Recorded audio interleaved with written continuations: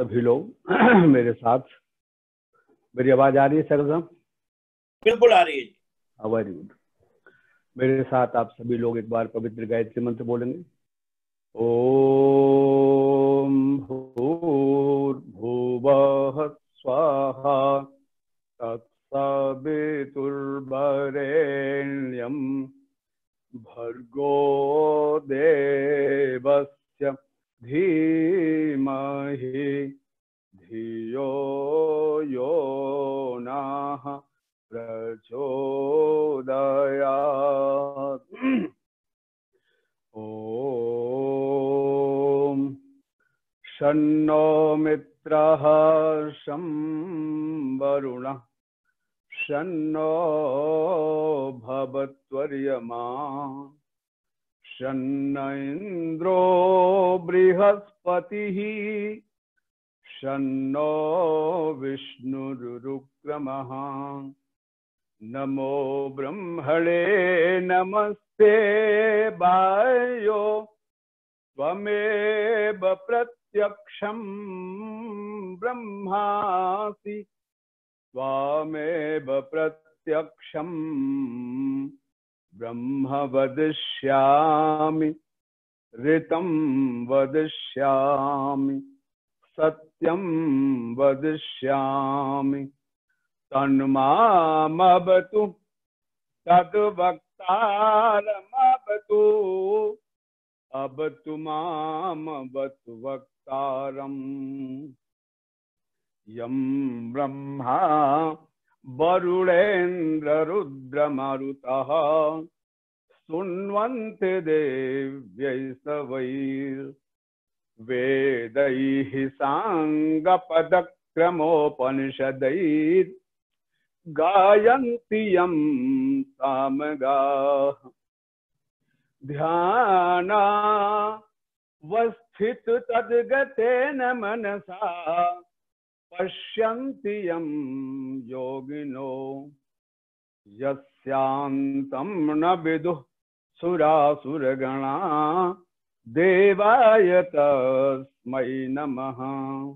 त्वमेव माता च पिता त्वमेव त्वमेव बन्धु च सखा त्वमेव त्वमेव विद्या द्रविणं त्वमेव त्वमेव सर्वं मम देव देव।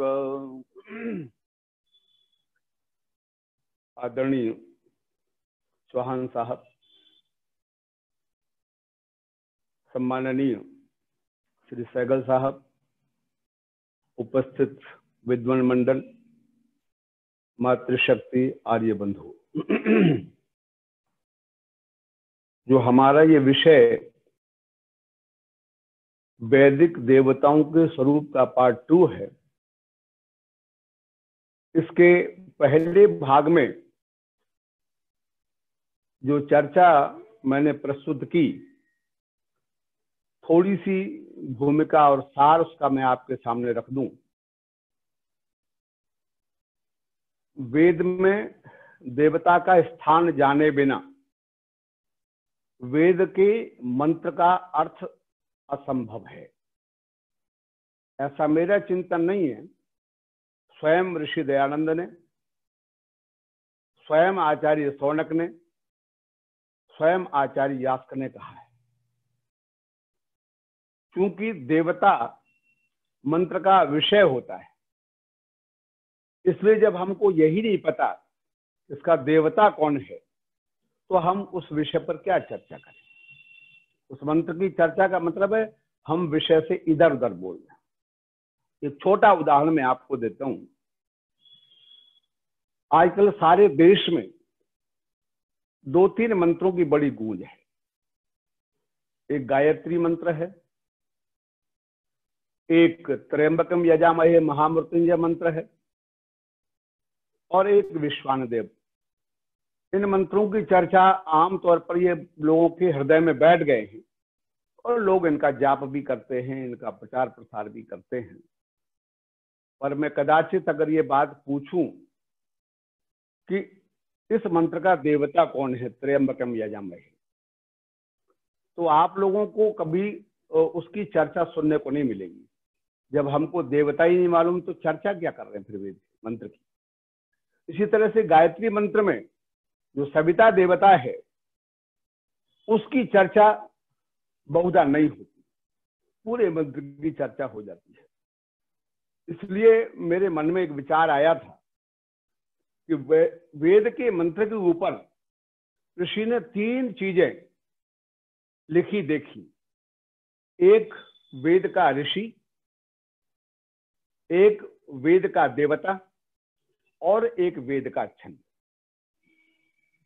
और जब मैंने स्वयं ऋग्वेद पर एक पुस्तक तैयार की, ऋग्वेदीय निर्वचन, जो अभी सहगल साहब के करकमलों में पहुंची होगी, एक कॉपी हमारे चौहान साहब को आप प्रस्तुत कीजिएगा, मैं उसको लिखना भूल गया हूं। तो इस पुस्तक के लिखते समय मुझे यह एहसास हुआ कि आर्य समाज के क्षेत्र में जो वेद के प्रचार और प्रसार की अग्रणी संस्था है, कम से कम उस संस्था के प्रत्येक सदस्य को वेद के देवता, वेद के ऋषि और वेद के छंद, इनकी जानकारी होनी चाहिए, क्योंकि हर मंत्र के ऊपर ये तीनों चीजें अंकित होती है। ऋषि उस मंत्र का प्रवक्ता होता है, देवता उसका विषय होता है और छंद में वह मंत्र आबद्ध होता है। इसलिए तीनों चीजों को जानना आवश्यक है। पिछली बार मैंने जो सार आपके सामने प्रस्तुत किया उसमें था कि वेद का जो देवता है उसमें मुख्य रूप से चारों वेदों में देवताओं के स्वरूप पर जब चर्चा हमने आरंभ की तो आप लोगों को यह बताने की कोशिश की, अग्नि एक देवता का उल्लेख विशेष रूप से किया। आज भी 1 या 2 देवता की चर्चा करेंगे और बाकी के लिए ये पुस्तक मेरी तैयार हो रही है, वेद के देवता, उसके लगभग 175 पेज तैयार हो गए। उस सारे सार को 1-2 घंटे में प्रस्तुत करना आसान नहीं है, लेकिन फिर भी मैं सार रूप में कुछ चर्चा करूंगा। तो 2 प्रकार का विभाजन देवताओं का शास्त्र में उपलब्ध होता है, एक चेतन देवता और एक जड़ देवता। चेतन देवताओं के विषय में बहुत से उपदेशक, बहुत से विद्वान हमें व्याख्यान देते मिल जाएंगे। चेतन देवताओं में सबसे पहला चेतन देव है परमेश्वर, क्योंकि वो देवताओं का देवता है, महादेव है, इसलिए परमात्मा सबसे पहला चेतन देव है। दूसरा चेतन देव है जीवात्मा और तीसरा चेतन देव है मातृदेवो भव। चौथा चेतन देव है पितृदेवो भव, पिता, माता पिता। आचार्य देवो भव, तीसरा जो परमात्मा और जीवात्मा को छोड़ करके वो है आचार्य। और चौथा है अतिथि देवो भव, अतिथि। ये चेतन देवताओं की कैटेगरी में है। इन पर आप लोग काफी प्रवचन सुनते सुनाते रहते हैं, इनके महत्व और कीर्तन पर, स्तुति पर मैं जो वेद के देवताओं की चर्चा है, क्योंकि समस्त ऋग्वेद में, अथर्ववेद में, यजुर्वेद में जिन देवताओं का उल्लेख है उन देवताओं में सबसे पहला देव था अग्नि। इसलिए पिछली बार मैंने ऋग्वेद के प्रथम मंत्र में अग्निमीडे पुरोहितम यज्ञस्य देव मृत्युजम होतारम रत्न धातम को आधार करके अग्नि की चर्चा की थी और ये बताने की कोशिश की अग्नि के 2 रूप हैं।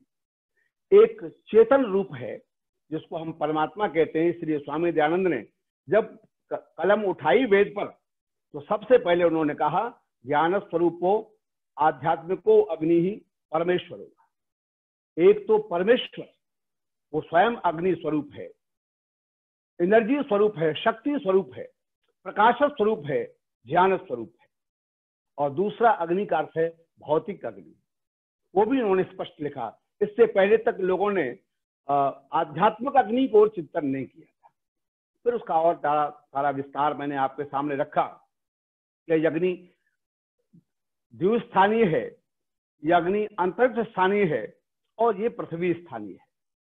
जो द्यु स्थानीय अग्नि है वो सूर्य है, जो अंतरिक्ष स्थानीय अग्नि है वो विद्युत है, और जो पृथ्वी स्थानीय अग्नि है वो हमारे चूल्हे की या हवन कुंड की आग है। और फिर इसके अलावा जैसे ब्रह्मांड में ये तीनों अग्नियां मौजूद हैं, उसी प्रकार से पिंड में भी ये अग्नि का स्वरूप है। जो हमारा मस्तिष्क है ये द्यु की अग्नि है, द्युलोक की अग्नि है, और जो हमारे अंतःकरण में प्राण रूप अग्नि है वो अंतरिक्ष स्थानीय अग्नि है, और जो उदर में पेट में जठराग्नि है ये पृथ्वी स्थानीय अग्नि है। इसलिए पार्थिव शरीर के लिए जीवित रखने के लिए पृथ्वी स्थानीय अग्नि में ही हम अग्नि पकाते हैं और तमाम दुनिया के काम करते हैं।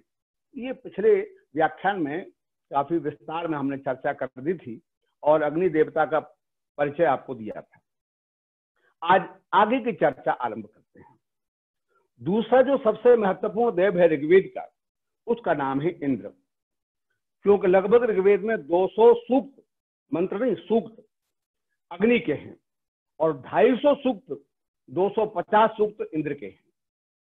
इसका मतलब इंद्र का महत्व अग्नि से कम नहीं है। आरंभ अग्नि से किया, और दूसरा जो महत्वपूर्ण देवता है वो इंद्र है। इंद्र पर 250 सूक्तों में, यानी कि लगभग एक सूक्त के अगर हम 8 और 9 मंत्रों का उल्लेख करें तो आप अंदाजा लगा, और फिर इंद्र के साथ, वरुण के साथ, मित्र के साथ और भी मंत्र हैं, तो लगभग 1/4 मंत्र ऋग्वेद के इंद्र से संबंधित हैं। पर हमारी समझ में ये बात आनी चाहिए कि इंद्र क्या है। जो आज पौराणिक जगत में आप सीरियलों में देखते हो तो इंद्र बड़ा विचित्र सा प्राणी दिखाई देता है। वो शक्ति का पुंज तो है, लेकिन उसमें बड़ी ईर्ष्या है, बड़ा द्वेष है। कोई आदमी तपस्या करता है, इंद्र वहां पहुंच जाता है उसको भंग करने के लिए, और दुनिया दिमाग तमाम चीजें दिखाते हैं। लेकिन ध्यान रखना, वेद के इंद्र का स्वरूप ऐसा नहीं है। भाषा की दृष्टि से 2 मुख्य अर्थ है इसके, जो ऋषि ने लिखे हैं। एक है इति परमेश्वरीय, जिसका परम ऐश्वर्य है उसका नाम इंद्र है। परम ऐश्वर्य क्या है? जो भी हमारे पास फिजिकल अचीवमेंट है, हमारे पास थोड़ी सी संपदा है, कोठी है, 2 कोठियां हैं, 4 दुकानें हैं, 6 फैक्ट्रियां हैं, तो हम अपने को बहुत बड़ा समृद्ध मानते हैं, ऐश्वर्यवान व्यक्ति मानते हैं। आज जैसे भारतवर्ष में खासतौर से अंबानी है, वो बड़ा ऐश्वर्यवान व्यक्ति है, लेकिन परमेश्वरीवान नहीं है। उससे बड़े अमेरिका में बैठे, उससे बड़े किसी और देश में बैठे होंगे, और ये फिर परिवर्तित भी होता रहता है। आज कोई आदमी नंबर 1 पर है, फिर भविष्य में दूसरा नंबर 1 पर आ जाता है। परंतु इंद्र जो है वो परम ऐश्वर्यवान है। परम कैसा परम ऐश्वर्यवान है? तो वेद का मंत्र जरा ध्यान से सुनिएगा, आप सब लोगों को याद भी है। हिरण्यगर्भः समवर्तताग्रे भूतस्य जातः पतिरेक आसीत् स दाधार पृथ्वी। कोई संसार का व्यक्ति ये नहीं कह सकता कि सारी पृथ्वी मैंने धारण की है, मेरे नाम है। 1000 गज, 2000 गज, 10,000 गज, 2-4 किलोमीटर जमीन उसकी है, लेकिन सारी के सारी पृथ्वी का तो अगर किसी ने धारण किया है तो उस पृथ्वी के धारण करने का वाले का नाम है हिरण्यगर्भः। हिरण्यगर्भ वो परमात्मा जिसके गर्भ में तमाम हिरण्यादि जैसे चमकने वाले पदार्थ विद्यमान हैं, वो हिरण्यगर्भ स दाधार पृथ्वी। उसने पृथ्वी को धारण किया। व्याम तेमाम, द्युलोक को, जिसमें चंद्रलोक भी है, इसमें सूर्य लोक भी है और नक्षत्र लोक भी है, इन सबको जिसने धारण किया, ऐसा वो परमेश्वर परम ऐश्वर्य है। सारी धरती जिसकी है, सारा सूरज जिसका है, सूरज में इतनी अग्नि, इतना प्रकाश, इतनी ऊर्जा है, लेकिन कौन उस ऊर्जा को देने वाला है? तो वहां लिखा, न तत्र सूर्यो भाति नेमा विद्युतो भांति न चंद्र तारकम न चंद्रमा न प्रकाश। इन सब में कोई प्रकाश नहीं है। तस्य भाषा सर्वमिदं विभाति। उस परमात्मा के ही प्रकाश से ये सूर्य, चंद्र, जितने भी दुनिया के नक्षत्र हैं, इन सब में चमक विद्यमान है। उसी की एनर्जी, उसी की शक्ति है। तो परम ऐश्वर्यवान वो परमेश्वर का नाम क्या है? इंद्र है। एक तो ये दृष्टिकोण है। दूसरा कहा इंधि दीप्तौ, ये तो मैं पाणिनि की दृष्टि से बता रहा हूँ, वेद की दृष्टि से भी बताऊंगा। वैदिक साहित्य में इंद्र को क्या कहा गया है? दीप्तौ का मतलब है जिसमें बहुत प्रकाश है। इस अर्थ में सूर्य अर्थ है। स्वामी जी ने अपने सारे भाष्य में अलग अलग अर्थ किए हैं सूर्य इंद्र के। उन्होंने कहा इंद्र नाम सूर्य का है, इंद्र नाम परमेश्वर का है, इंद्र नाम राजा का है, इंद्र नाम सेनापति का है, इंद्र नाम उस शक्तिशाली व्यक्ति का है जो शासन करता है, और इसके अलावा इंद्र नाम वैद्य का है। इन तमाम के जो निर्वचन आचार्य यास्क ने हमारे ग्रंथों में किए हैं, या सतपथ ब्राह्मण में या ऐतरेय ब्राह्मण में जो जो अर्थ किए गए, उनका थोड़ा थोड़ा सा विश्लेषण आपके सामने में प्रस्तुत करता हूं। इंद्र शब्द को उन्होंने कहा इराम गृणाति इति इंद्र। एक इरा शब्द है, एक द्रि शब्द है, दोनों को मिलाकर के इंद्र बना। इरा कहते हैं अन्न को, कहते इराम गृणाति इति इंद्र। जो इरा मानी अन्न को विदीर्ण करता है। क्या मतलब है? हम अनाज को लेकर के किसान भूमि में जाता है, और जब वो भूमि में डालकर आता है, थोड़ी गीली करने के बाद उपार आ जाती है, उसको जोत करके उसमें बीज डाला। सूर्य का प्रकाश पृथ्वी पर पड़ता है और हमको पता लगता है 7वें 8वें दिन वो बीज अंकुरित हो गया। उसको किसने अंकुरित किया? ना तो स्वयं मिट्टी में ये शक्ति है, पर किसने वो बीज को अंकुरित किया? तो उस अन्न में अंकुरण की शक्ति जो पैदा करता है उसका नाम इंद्र है। तो सूर्य में भी यह शक्ति है कि वो अपनी ऊर्जा से बीज में विदीर्ण करने की शक्ति करता है, और परमात्मा तो स्वयं संसार को अंकुरित करता ही है। उसकी कृपा से यतोवा इमानि भूतानि जायन्ते येन जातानि जीवन्ति यत् फलन्ति अभिसंविशन्ति तद् ब्रह्म लक्षणम। तैत्तरीय उपनिषद में इसकी व्याख्या की गई। तो आप जरा समझ ले कि इंद्र उसका नाम है जो बीज को अंकुरित करता है। तो ये सूर्य अर्थ में भी है और ये परमेश्वर अर्थ में भी है। दूसरा, इसी संबंधित व्याख्या की इराम ददाति स इंद्र। जो इरामानी अन्न को देता है। सूर्य के बिना कोई अन्न पककर तैयार नहीं हो सकता, वही उसको देने वाला है। इसलिए इराम ददाति, जो अन्नों को देने वाला है पका करके, उसका नाम इंद्र है। ये सूर्य के अर्थ में है। और दूसरा, हम लाख बीज बोले लेकिन परमात्मा की कृपा न हो, बाढ़ आ जाए, अतिवृष्टि हो जाए, अनावृष्टि हो जाए, कोई भी ऐसा प्राकृतिक प्रकोप हो जाए, तो हमारा डाला हुआ जमीन का बीज सारा व्यर्थ हो जाता है। उसकी कृपा के बिना एक बीज भी अंकुरित नहीं होता। इसलिए उसका नाम भी इंद्र है। इराम ददाति, इराम दृणाति, दोनों अर्थ सूर्य के पक्ष में भी हैं और दोनों अर्थ परमात्मा के पक्ष में भी हैं। इराम दधाति कहते हैं जो इरा को, अन्न को धारण करता है। ये तो अन्न से संबंधित हुए। फिर उनका इंद्रन शत्रुणाम दृणाति, जो शत्रु को विदीर्ण करता है उसका नाम इंद्र है। ये अर्थ हमारे पौराणिक साहित्य ने पकड़ा। जिसको भी इंद्र अपना शत्रु मान ले वो संसार में उसको टिकने नहीं देता।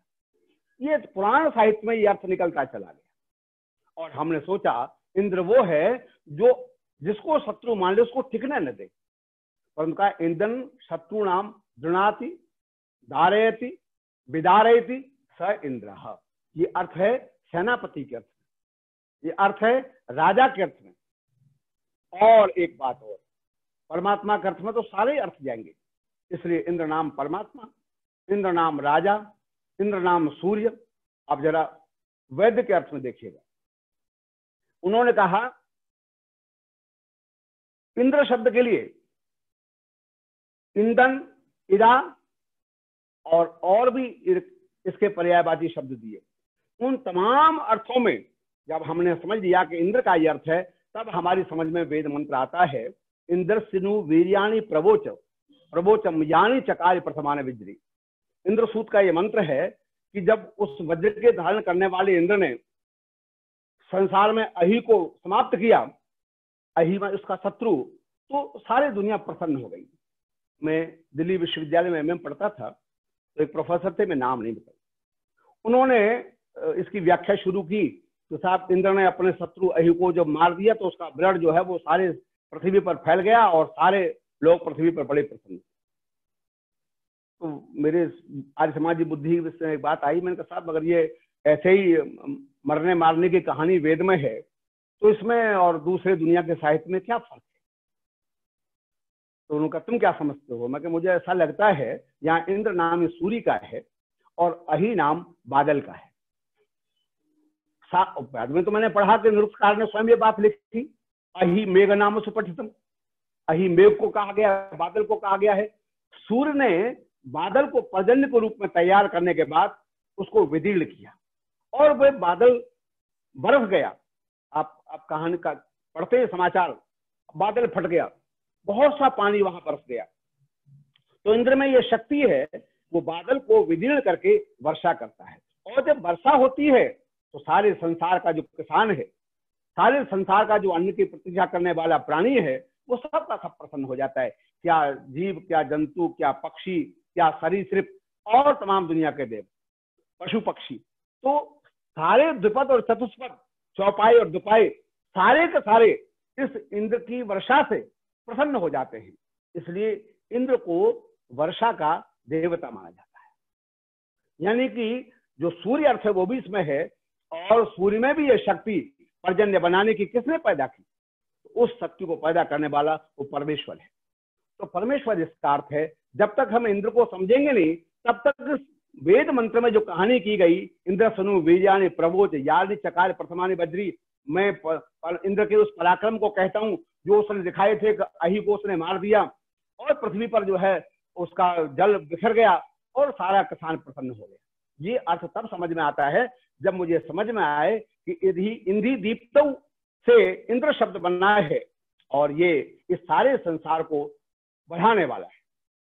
तो इस प्रकार से एक देवता की मैंने चर्चा की, एक और देवता की मैं चर्चा करता हूं जो आपको बहुत काम का है, वो है रुद्र देवता। मैं आरंभ में चर्चा की थी, त्र्यंबकम यजामहे सुगंधिम पुष्टिवर्धनम उर्वा रुक्म वंदनान मृत्योर मुक्षीय अमृता,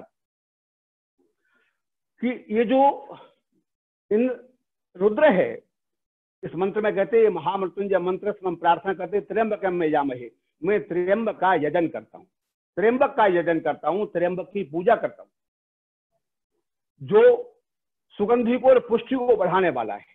वो कौन है त्र्यंबक? तो वहां मंत्र के ऊपर ही लिखा है रुद्रो देवता, इस मंत्र का देवता रुद्र है। यहाँ त्र्यंबकम का अर्थ रुद्र है। रुद्र कौन है? तो कहा रोदयति सर्वान जनान स रुद्र, जो सारे संसार को रुला दे उसका नाम रुद्र है। कैसे रुला दे? तो स्वामी जी ने उसका अर्थ किया सर्वम अंत काले, और किसी काल में रुलाए ना रुलाए, लेकिन अंत काल में जब शरीर का अंत होता है या प्रलय के काल में हर व्यक्ति को तकलीफ होती है, और वो इस शक्ति का नाम क्या है? रुद्र है। परमात्मा के 3 काम प्रमुख है। वेदांत दर्शन में महर्षि वेदव्यास से संक्षेप में किसी ने पूछा कि परमात्मा की परिभाषा आप थोड़े शब्दों में कहें, सूत्र रूप में बताएं। तो उन्होंने सूत्र रूप में कह दिया जन्माद्यस्यतः। जब ऋषि लोग पहुंचे और उन्होंने कहा था तो ब्रह्म जिज्ञासा, मैं परमात्मा को जानना चाहते हैं, तब उन्होंने कहा परमात्मा को जानना चाहते हो तो मैं सूत्र में आपको कह देता हूं। और उन्होंने कहा जन्माद्यस्यतः अस्य संसारस्य जन्म आदि वर्तते, अर्थात उत्पत्ति स्थिति भंगम वर्तते तद ब्रह्म लक्षणम। परमात्मा उत्पत्ति का भी करता है, हमारे जन्म का भी दाता है, परमात्मा हमारे जीवन का भी दाता है, और परमात्मा हमें मृत्यु के स्थान तक भी ले जाता है। जब जन्म होता है सब लोग बड़े खुश होते हैं, प्रसन्न होते हैं, ढोल बजते हैं, तमाशे बजते हैं, सब बड़े प्रसन्न होते हैं, गीत गाए जाते हैं। लेकिन जरा अंतिम स्थिति को देखिएगा, जब शरीर छोड़ करके जीवात्मा बाहर निकलता है तो सारे घर के वही लोग जो उसको पैदा होने में प्रसन्न हुए थे वो सब रोना आरंभ कर देते हैं। उसी परमात्मा की शक्ति का नाम क्या है? रुद्र है। रोदयति अंत काले सर्वान जनान, जो सारे प्राणियों को अंत काल में रुला दे उसका नाम क्या है? रुद्र है। इसी तरह से और भी इसकी व्याख्या देखिएगा। रुद्र का जो ऋषि दयानंद ने अर्थ किए अपने वेद भाष्य में, वो उन्होंने किया रुद्र नाम परमात्मा की उस शक्ति का है जो इस संसार के विनाश का हेतु है। उन्होंने ये भी कहा रुद्र उस शक्ति का भी नाम है जो संसार के रोगों को मिटाता है। रुद्र रोगा इति, रुद्र नाम रोग का भी है। रोगान द्रावयति नाशयति सह रुद्रः, जो रोगों को नष्ट करता है। एक छोटा सी मैं घटना आपको सुनाता हूँ। अब तो ये कोरोना का काल आ गया, तो शहरों के लोगों को भी बड़ा विभीषिका पैदा हो गया, बड़ा डर पैदा हो गया है। हम जब छोटे छोटे थे तो हमको याद है गांव में पशुओं की महामारियां फैलती थी कोरोना की तरह, और रात रात में हजारों पशु मर जाते थे। तब गांव के लोग इकट्ठे होकर के एक रुद्र यज्ञ करते थे, और उस यज्ञ में एक बड़े से कढ़ाई में हवन करके और उस धुआं को हर गौशाला में, हर पशुशाला में घुमाते और फिर उसको बाहर तक ले जाते, कहते अब रोग समाप्त हो गया। जरा विचार कीजिएगा इसके पीछे के दर्शन। परमात्मा की वो शक्ति जो अंतकाल का सूत्र जिसके हाथ में है, अगर वह शक्ति प्रसन्न हो जाए तो हम जो अनायास अंतकाल आ रहा है सबको रुलाने का, उससे हम बच सकते हैं। तो हम उसकी आहुतियां देते, हम उसके मंत्रों का पाठ करते। देहातों में तो लोग मंत्र पाठ नहीं करते थे, आज भी आप जरा समझ लीजिएगा, इसका कोई अगर भौतिक उपाय है तो उसका नाम है अग्निहोत्र। अग्निहोत्र क्या है? ये सैनिटाइजेशन है। पिछली बार भी मैंने ये चर्चा अग्नि के प्रसंग में की थी। अग्नि में पलाश की समिधा या आम की समिधा या पीपल की समिधा जब हम प्रज्वलित करते हैं, तो आपको मालूम होना चाहिए कि पीपल की समिधा में सबसे बड़ा गुण यह है, उसमें ऑक्सीजन देने की शक्ति है पीपल में। तो ऑक्सीजन की शक्ति सर्वाधिक पीपल में है, आम में भी वो शक्ति है, और पलाश में तो और अनंत शक्तियां हैं। तो इनकी समिधाओं को जब हम अग्नि में प्रज्वलित करते हैं और उसमें फिर ऊपर से गाय का घृत डालते हैं और उसमें से ऊपर से फिर हम इष्ट पुष्ट और मिश्र की सुगंधि का प्रयोग करते हैं, सामग्री की आहुति देते हैं, तब हमारा सारा घर, हमारा सारा वातावरण, जहां जहां तक उस यज्ञ की सुगंधी जाती है, वहां वहां तक का वातावरण सैनिटाइज हो जाता है, पवित्र हो जाता है, और बीमारियां दूर दूर भाग जाती हैं। तो ये जो संक्रमण है प्रकृति का, इस संक्रमण को रोकने का हमारे ऋषियों ने तो बड़ी अद्भुत व्यवस्था दी। वो हमारी आराधना भी है, वो हमारी उपासना भी है, वो हमारी भक्ति भी है, और वही हमारा सैनिटाइजेशन भी है। प्रातः प्रातः व्रपत्न अग्नि सायं सायं सौमन सेवान। प्रातः भी यज्ञ करना है, सायंकाल भी यज्ञ करना है। जो दोनों समय यज्ञ की पद्धति हमारे ऋषियों ने क्यों निकाली? कम से कम you have to sanitize your home twice minimum. 2 बार कम से कम अपने घर को हमने पवित्र करना है, और पवित्र करने वाले पदार्थ का नाम क्या है? अग्नि है। अग्नि का एक नाम होता है पावक, आपने सुना होगा, और बहुत से नाम हैं, बन्नी हैं, दूसरे हैं, पर एक मुख्य नाम है पावक। पावक का मतलब क्या है? अग्नि को क्यों पावक कहा गया? क्योंकि ये पवित्र करने वाली है, ये पवित्र करने वाली है। तो पवित्र करने वाली होने से इसका नाम पावक है। अब जब उसका नाम ही पावक है, तो और कौन सी चीज आप यूज करेंगे पवित्र करने के लिए? सबसे बेस्ट सैनिटाइजेशन अगर कोई है प्रकृति का, तो उसका नाम यज्ञ है। और अग्नि को प्रज्वलित करना, उसमें पलाश, आम या पीपल की समिधाओं को प्रयोग करना, गाय के घृत का प्रयोग करना, करीब करीब 15-20 साल पुरानी घटना है। मैं गाजियाबाद विशेष केंद्रीय विद्यालय में संस्कृत का लेक्चरर था, और संस्कृत के टीचर्स का मैं ट्रेनर था। तो गुड़गांव में एक सेंटर था ट्रेनिंग का, 100 टीचर्स में आए हुए थे। उनको how to teach Sanskrit with Sanskrit, ये उसका टॉपिक था कि आप कैसे संस्कृत पढ़ना हम सिखाएं शिक्षकों को। तो उसमें नई नई विधियां समय समय पर आती रहती हैं, और जो इनोवेशंस है उनका परिचय टीचर्स को हम देते थे। संयोग की बात, शिविर आरंभ ही हुआ था कि प्लेग की चर्चा शुरू हो गई हिंदुस्तान में। और जब प्लेग की चर्चा शुरू हुई तो सुना यूरोप की तरफ से आया है, और सब तरह से मास्क लगाने लगे, गीले कपड़े को मुंह पर लगाने लगे और चलने लगे। अब मुझे तो 3 स्टेट पार करके जाना था, पहले यूपी से दिल्ली और दिल्ली से गुड़गांव हरियाणा, और रोज जाना था और रोज आना था।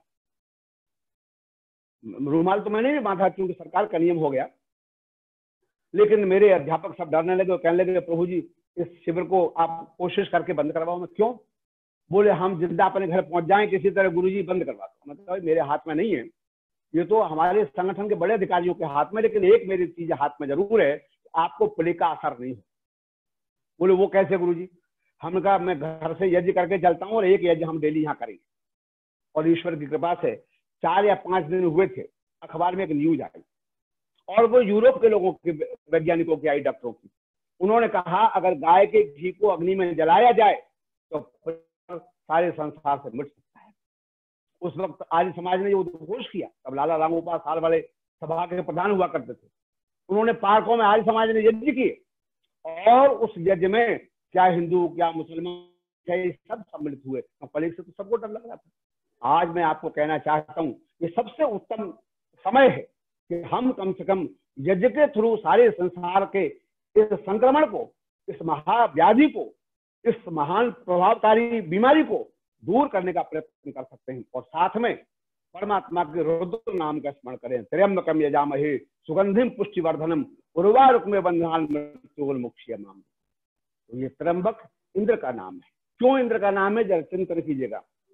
3 प्रकार से, यानी हमारा जो शरीर है ये 3 गुणों का संघात है। सत्व, रजस, तमसाम साम्य अवस्था प्रकृति। प्रकृतिर महान महतो अहंकारः। अहंकारात् पंचतन्मात्राणि। पंचतन्मात्रेभ्यः पंचमहाभूतानि। पंचमहाभूतेभ्यः इमानि शरीराणि। ये जो शरीर है ये सत्वगुण, रजोगुण और तमोगुण का बना है। या आयुर्वेद की दृष्टि से अगर हम चिंतन करें तो वात, पित्त और कफ ये शरीर की 3 प्रकृतियां हैं। तो इन तीनों प्रकार के शरीर की प्रकृति को या संसार की प्रकृति को अगर हम वश में रखना चाहते हैं तो कौन करेगा? तो उसका नाम है त्र्यंबकम। उस परमात्मा का नाम है त्र्यंबक, रुद्र। वह रुद्र परमेश्वर, त्र्यंबक परमेश्वर हमको तीनों प्रकार के दुखों से, चाहे वो आध्यात्मिक है, चाहे वो आदि भौतिक है, चाहे वो आदि दैविक है, इस त्र्यंबक शब्द में बहुत गहराई है। तो परमात्मा ही हमें, अब लक्षणे धातु से त्र्यंबक का शब्द बनेगा और अंब शब्द से भी त्र्यंबक शब्द बनेगा। तो इसलिए कहा वो त्र्यंबक जो रुद्र, जो हमारे शरीर का संरक्षक है, जो हमारी प्रकृति का संरक्षक है, जो तमाम तीनों प्रकार के दुखों से, आध्यात्मिक, आदि भौतिक, राजदैविक तीनों प्रकार के दुखों से बचाने वाला जो त्र्यंबक है, यजामहे, हम उसका यजन करते हैं। इसकी आहुति, इस मंत्र को बोलने के बाद सुगंधिम पुष्टिवर्धनम, कहते हैं वो सुगंधि का देने वाला है, यश को देने वाला है, और पुष्टिवर्धनम, पुष्टि शक्ति का देने वाला है, हमको संपुष्ट रखने वाला है। त्र्यंबकम यजामहे सुगंधिम पुष्टिवर्धनम उर्वारुकमेव बन्धनात्। वो ऐसे नहीं अनायास महामारी आएगी और हमको उठा के ले जाएगी, कहते नहीं, उर्वारुकमेव बन्धनान्। जैसे उर्वारुक कहते खरबूजे को या ककड़ी को, वो फल अपने आप पकड़ डाली से अलग होता है, कोई पीड़ा नहीं होती। ना मेरे संसार से जाने के बाद पीछे रहने वालों को पीड़ा हो और न मुझे जाने में कोई पीड़ा हो। एक जो स्वाभाविक मृत्यु है प्रभु वो प्रदान कर। उर्वारुक बन्धनान् मृत्योर्मुक्षीयमामृतम्। उस मोक्ष से छुड़ा, मृत्यु से छुड़ा करके अमृतात्मा, उसको अमृत की प्राप्ति कराओ, मोक्ष की प्राप्ति कराओ। इतनी अद्भुत प्रार्थना के साथ इतना अद्भुत कार्य जब किया जाता है, निश्चित रूप से हर प्रकार का लाभ हमें प्राप्त होता है। हमारे मंत्रों में वैज्ञानिकता है, हमारे देवताओं में बड़ी गहराई है। वेद में रुद्र शब्द के लिए फिर कहा, तो रू कहते हैं शब्द कर्म को, रुत माने शब्द करना, इसलिए कहा रुत है उपनिषद की वाणी। रुत शब्द उपनिषद की वाणी को कहा, कहते हैं उस उपनिषद की वाणी को यद रौति, जो कहता है, जो उपदेश देता है उपनिषद की वाणी का, उसका नाम रुद्र है। अब जरा ध्यान से सुनिएगा, इस उपनिषद का मतलब क्या है? पर गुरु के निकट बैठ करके, ऊपर कहते हैं समीप को, नी कहते हैं निष्ठापूर्वक, सट कहते हैं बैठने को। जो ज्ञान गुरु के शरण में बैठ करके निष्ठापूर्वक लिया जाता है, आस्था पूर्वक लिया जाता है, विश्वास पूर्वक लिया जाता है, उसका नाम उपनिषद है। अब जरा ध्यान से सुनिएगा, उस उपनिषद को ब्रह्म विद्या कहते हैं। ये ब्रह्म विद्या, या जैसे हम वेदांत कहते हैं या उपनिषद कहते हैं, सब पर्यायवाची शब्द है। इस वेदांत में ये बात कही गई, अल्टीमेटली इस संसार में कौन सी चीज नित्य है? तो 2 ही चीजें, प्रकृति को छोड़कर 2 ही चीजें नित्य हैं, एक परमात्मा और एक जीवात्मा। शरीर तो अनित्य है। इस नित्यानित्य का जब हमको ज्ञान हो जाता है, नित्यानित्य का जब विवेक हो जाता है, तो ये मोक्ष का पहला लक्षण हम प्राप्त कर लेते हैं। इसलिए वेदांत दर्शन में मोक्ष के 4 साधन लिखे, एक विवेक, दूसरा वैराग्य, तीसरा समाधि सटक संपत्ति और चौथा मोक्ष। ये स्वामी जी ने सत्यार्थ प्रकाश में भी इसका उल्लेख किया है। उन्होंने लिखा कि 4 मोक्ष के साधन हैं। पहला साधन क्या है? विवेक। संसार में जो भी होता है उसको हम ठीक से समझें। कभी भी नित्य वस्तु नष्ट नहीं होती, जो नष्ट होती है उसी का नाम अनित्य है, या जो कहो जो अनित्य है वो नष्ट होती है। शरीर अनित्य है, संसार अनित्य है, ये नष्ट होगा। कब होगा, कैसे होगा, ये हमारे हाथ में नहीं है, क्योंकि हानि लाभ जीवन मरण यश अपयश विधि हाथ, परमात्मा के हाथ में है, हमारे हाथ में नहीं है। लेकिन हमको समझना है ये बात कि नित्य और अनित्य 2 तरह की वस्तुएं हैं, और इनका ठीक ठीक ज्ञान अगर हो जाए तो हमारा पहला कष्ट मन से दूर हो जाता है। और ये ज्ञान होने के बाद संकट कितना भी बड़ा आए मनुष्य उसको पार कर जाता है। 2 तरह के लोग हैं। एक वो लोग हैं थोड़ा सा संकट आता है और बहुत बढ़ाकर अभिव्यक्त करते हैं, है ना, सीना पीट पीट कर रोना शुरू करते हैं। और एक वो लोग हैं संकट कितना ही बड़ा आए उसको सहन करने की शक्ति प्रदान करते हैं, सहन कर लेते हैं। कौन सहन कर पाता है? वो सहन कर पाता है जिसमें परमात्मा ये ज्ञान देता है कि आखिर शरीर अनित्य है, ये अनित्य होगा, ये विनष्ट होगा। इसलिए हमारे यहाँ पूरे जीवन को 4 भागों में बांट दिया। पहला भाग शेषविद्यर्थ विद्या नाम, विद्या के अभ्यास करने के लिए। दूसरा भाग यौवने विषयी सुनाम, विषय की ओर जाने के लिए। तीसरा वार्धके मुनिवृत्ति नाम, धीरे धीरे आप अपना मौन धारण। अब आपको बहुत ज्यादा बोलने का अवसर नहीं है, उपदेश देना अलग बात है, लेकिन कोई भी आपको बोले आप मौन रहे। धीरे धीरे अंत में कहा योगे जानते तनु तुजाम, और तनु तो छूटेगा, अगर हम नहीं छोड़ना चाहेंगे तो भी छूटेगा। 2 फर्क हैं। मेरे जेब में 2000 का नोट है, एक तो वो कि मेरी जेब कोई काट लेता है या मुझसे कोई 2000 का नोट छीन लेता है, मुझे बहुत पीड़ा होती है, इसलिए कि मैं नहीं चाहता था देना और उसने ले लिया। और एक वो कि मैं आज समाज को 2000 रुपये दान कर देता हूँ। जब दान करता हूँ तो मुझे भी खुशी होती है और जिसको प्राप्त होता है उसको भी खुशी होती है। देखो 2000 का नोट तो दोनों स्थिति में गया था। पहली स्थिति में जब किसी ने आपकी जेब काट ली थी, या आप जब आपसे कभी किसी ने छीन लिया था, तब भी आपसे दूर हुआ था, और तब भी दूर हुआ जब आपने दान कर दिया। एक स्थिति में आप प्रसन्न हैं और एक स्थिति में आप बहुत दुखी हैं।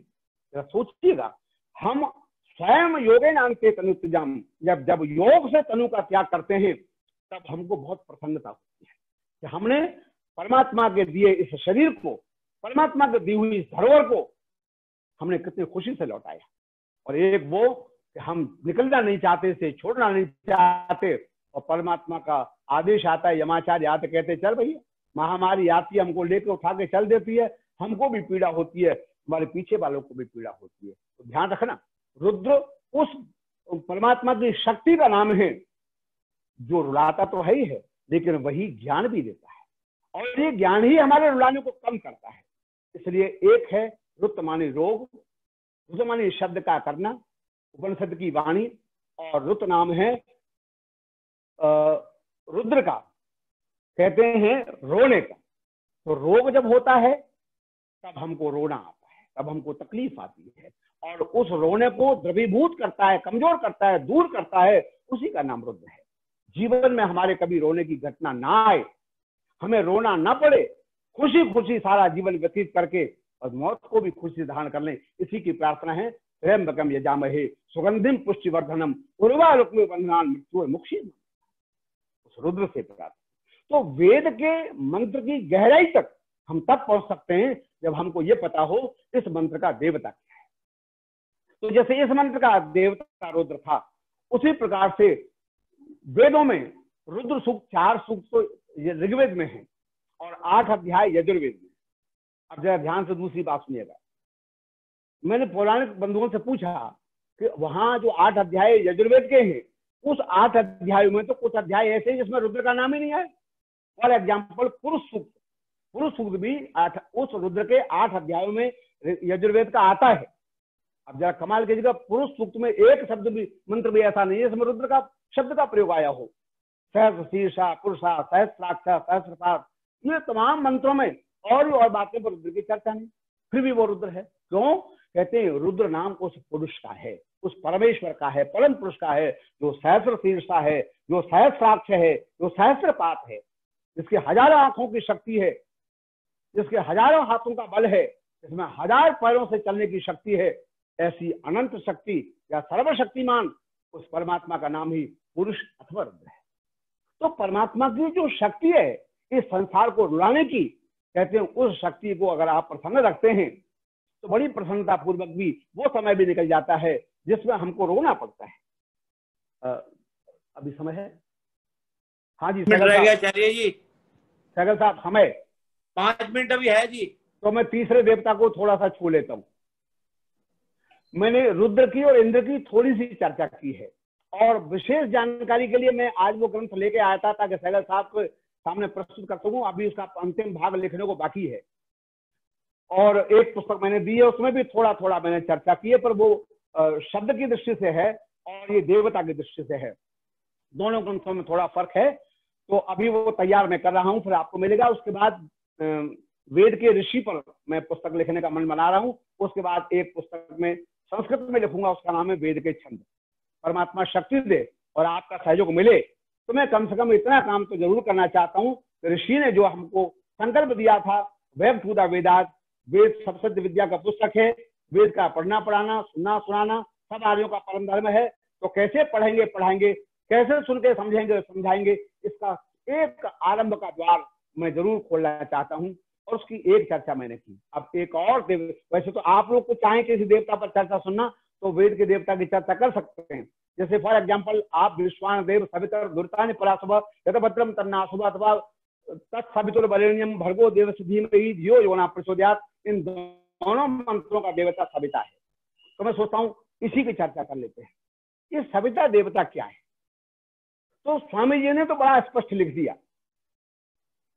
एक 3 धातुएं हैं पाणिनि की जिससे सविता शब्द बनता है।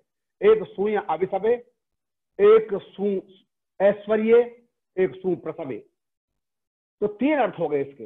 एक हो गया सूय अभिसवे, अर्थात अभिसव मानी पैदा होना, जो सारे संसार को उत्पन्न करने वाला, सकल जगत का उत्पादक।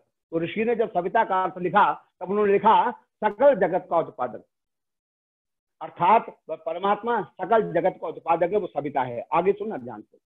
दूसरा सु प्रसव ऐश्वर्य, और जो सबको जन्म देता है और जो सब समस्त ऐश्वर्य का पैदा करने वाला है, उसका नाम परमेश्वर है। ये चर्चा मैंने इंद्र में आपको कर दी।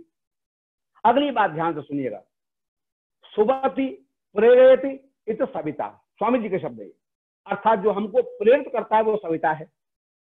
लिखा प्रातः उदय भावी सूर्यो नाम सविता, जो सूर्य सुबह सुबह उदय होता है, जब उसकी किरणें बहुत तेजी से प्रस्फुटित नहीं होती, गोलाकार होता है। 2 ही प्रकार का सूर्य आप अपनी आंखों से देख सकते हैं, एक राइजिंग सन और एक सेटिंग सन। एक डूबते हुए सूरज को जब वो गोलाकार होता है और एक उदित होते हुए सूर्य को जब वो गोलाकार होता है। उस गोलाकार सूर्य का नाम सविता है। वो बहुत करते, वो सविता क्या करता है? वो सविता कहता है उत्तिष्ठत जागृत प्राप्य बलान्य बोधक। अरे लोगों उठ जाओ, मैं आ गया प्रकाश लेकर के, अंधकार नष्ट हो गया, रात समाप्त हो गई है, कर्म क्षेत्र में उतरने का समय हो जाए। उत्तिष्ठत, विस्तार से उठ जाओ। जागृत, टू अवेयर, जागरूक हो जाओ। प्राप्य बलान्य बोधक, एक से एक श्रेष्ठ लक्ष्य आपके सामने है, वर आपके सामने पड़ा है, प्राप्त करो ना। तो सूर्य हमारे पूरे देश को संदेश देता है, पूरे प्राणी मात्र को संदेश देता है। चिड़ियां चहक चहक कर कहती हैं दिन निकल गया है, प्राणियों तुम सोए पड़े हो। पर हमने तो शीशे का पर्दा लगा लिया, ऊपर से मोटा सा एक और पर्दा लगा लिया, सूरज का प्रकाश हमको दिखाई नहीं, हमको सविता दिखाई नहीं दिया। हम कैसे प्रेरणा लेंगे? तो ध्यान रखना, यह मंत्र के माध्यम से हमने प्रेरणा दी आपको। तत्सवितुर्वरेण्यम, वो सविता क्या है? वर्ण करने योग्य है, वरेण्य है वो सविता। उसको हम अपने हृदय में धारण करना चाहते हैं। भर्गो देवस्य धीमहि, उस सविता देव को अपने हृदय में हम धरे में ही धारण करते हैं। क्योंकि सविता अगर हृदय में धारण हो जाएगा तो प्रातः काल आप सो नहीं सकते। जो लोग देर तक सोने वाले हैं वो इस मंत्र का जाप करेंगे तो ये मंत्र आपको प्रेरणा देगा। विश्वान देव सवितर दुर्तानि पराशुभ यद्भद्रम तन्नाशुभ, उसी में दुरित, उसी में दुर्गुण, उसी में दुख पैदा होते हैं शरीर में, जो प्रातः काल के सविता का दर्शन करने के लिए विश्व से सूर्योदय से पहले नहीं उठता। शरीर में रोगों का भंडार पैदा हो जाता है जो देर से उठता है। और जो प्रातःकाल सूर्योदय से पहले उठता है, सविता के दर्शन कर लेता है, सविता उसे उद्बुद्ध कर देता है और सब रोगों से वो निवृत्त हो जाता है। शौच आदि से सूर्योदय से पहले पहले निवृत्त होने के बाद आप मंत्र जाप करने बैठ गए, संध्या करने बैठ गए, और हमने कहा यहां से शुरू किया, तत्सवितुर्वरेण्यं भर्गो देवस्य धीमहि धियो यो नः प्रचोदयात्। तो सविता प्रसविता सबको सुवति प्रेरयति, सबको प्रेरणा देता है। सवति गच्छति, जिससे मनुष्य ऐश्वर्य को प्राप्त होता है, जिससे जीवन में नए अचीवमेंट प्राप्त करता है। तो ये परमात्मा के अर्थ में भी है और ये उदित होते हुए सूर्य के अर्थ में भी है। तो सविता देवता से जब हम प्रार्थना करते हैं तब भौतिक और आध्यात्मिक दोनों पक्ष हमारे सामने होने चाहिए कि जो उदित होता हुआ सूर्य है उसकी प्रेरणाएं हमारे पास में क्या है। उसकी बहुत प्रेरणाएं हैं। उसकी प्रेरणा ये भी है, हमने जब सूरज उगता है तो धीरे धीरे ऊपर होता चला जाता है, अंधकार को मिटा देता है। तमसो मा ज्योतिर्गमय, अंधकार को हमने मिटाना है। वो ये भी कहता है चरई बेती, जैसे मैं अहर्निश चल रहा हूँ ब्रह्मांड में, उसी प्रकार से आप लगातार चलते रहें। जब चलते रहेंगे, लगातार चलते रहेंगे, आप में आकर्षण बना रहेगा। जी नमस्ते जी। अब समय हमारा आज की इतनी इजाजत देता है कि चर्चा मैंने आपके सामने 3 देवताओं की आज की, एक देवता की उत्तर की, एक इंद्र, एक रुद्र और एक सविता। तो वैदिक देवताओं के ज्ञान के साथ मंत्र और स्पष्ट हो जाता है। छोटी सी चर्चा मैंने की, आशाएं लाभान्वित होंगे। ओम शांति। आचार्य जी का बहुत बहुत धन्यवाद। आज के युग में उंगलियों पर गिने जाने वाले देवता नजर आते हैं, लेकिन आचार्य जी ने इतने सरल शब्दों में बता दिया कि हमारे वेद में प्रत्येक मंत्र का एक वेद है, एक देवता है। हाँ, एक देवता।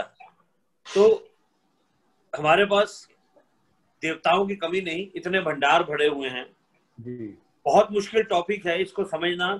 जो लोग ऐसे इच्छुक होते हैं और चीजों में, गायत्री मंत्र हम पढ़ते हैं और कई साधारण मंत्र जो हैं आचार्य जी ने बताए, लेकिन उनमें कितनी गहराई है वो समझने के लिए एक बहुत इच्छुक श्रोता चाहिए।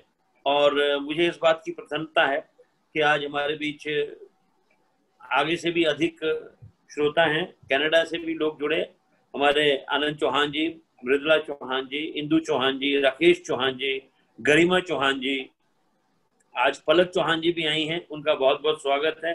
मंजीत सिंह चौहान जी, भानु प्रताप सिंह जी कनाडा से हैं, संध्या चौहान, कृष्णा कालरा जी, अंजू बजाज जी, रचना आहूजा जी जो कि हमारी महिला सभा की मंत्राणी हैं, उसके बाद नीलम सहगल जी, एस के ग्रोवर जी, राय लूथरा जी, उषा मेहरा जी, एम.एन. पालीवाल जी, आज कुछ नए नाम भी सुनने को मिले हैं।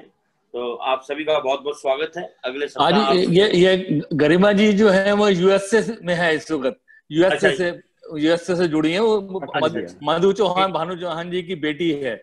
अच्छा, गरिमा जी देखिए यूएसए से जुड़ी हैं।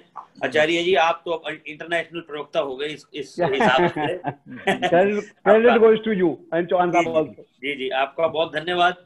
आप हमारे आर्य समाज के स्टूडियो में खुद स्वयं अपनी गाड़ी चला के आए हैं और बहुत दूर से आए हैं। आपका हम हृदय से स्वागत करते हैं। सभी अंतर्राष्ट्रीय हमारे जो जुड़े हुए हैं उनका भी बहुत बहुत स्वागत है। एक दुखद समाचार है कि स्वामी अग्निवेश जी का अभी 15-20 मिनट पहले ही सूचना मिली, देहांत हो गया। पिछले 2 दिन से वह वेंटिलेटर पे थे और आज सुबह सूचना मिली थी कि उनके सभी ऑर्गन्स ने रिस्पांस देना जो है वो बंद कर दिया। तो हम उनकी इस शोक में सभी आर्य जगत के लोग शोक होंगे। चाहे जैसी भी परिस्थितियां हों, अग्निवेश जी हमारे बहुत प्रिय और मेरे खास मित्रों में से थे। हमने युवा अवस्था में काफी इकट्ठा काम किया, लेकिन अब हर एक के रास्ते अपने अलग अलग हो जाते हैं। मैं और आर्य समाज के क्षेत्र में चला गया, वो और क्षेत्रों में चले गए। एनी हाउ, विस्तृत फिर बात होगी इस बारे में, लेकिन अभी ये सूचना आप सब तक मैं पहुंचा रहा हूँ। प्रधान जी आपका बहुत बहुत धन्यवाद। और अब इसके बाद शांति पाठ। धन्यवाद। शांति पाठ लगाओ जी। ओम द्यौः शांति आचार्य जी आप रहने दो, हमारे पास है। अच्छा ठीक है।